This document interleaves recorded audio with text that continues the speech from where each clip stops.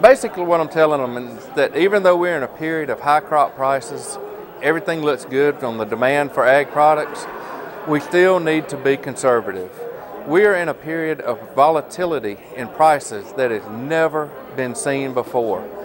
These unprecedented swings in crop price can really influence a grower's bottom line, how they contract, and their profitability.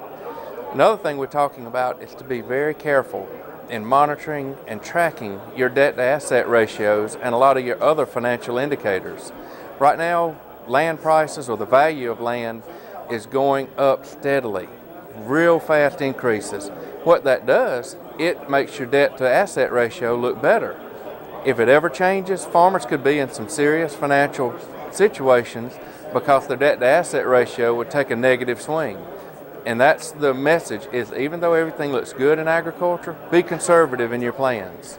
The price of corn, cotton, soybeans, peanuts, wheat are all at very high levels. And therefore we expect to have higher incomes, which does impact land prices. There are a lot of farm planning systems out there.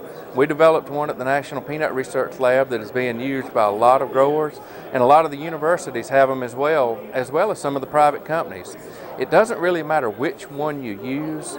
It's more important that you just develop a good farm plan, stick with it, and then monitor it over the years to make sure you're making the progress that you think you're making. So they're very user-friendly. Each year you can update them in almost no time, so it's really easy for the farmer to sit down and use.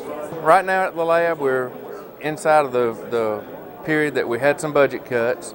We're making those adjustments at our lab that we can continue to serve the peanut industry in the future. The future looks good. I'm excited about peanuts. We're seeing demand increases. We got a great product. We just have to make sure we supply the market and keep it growing.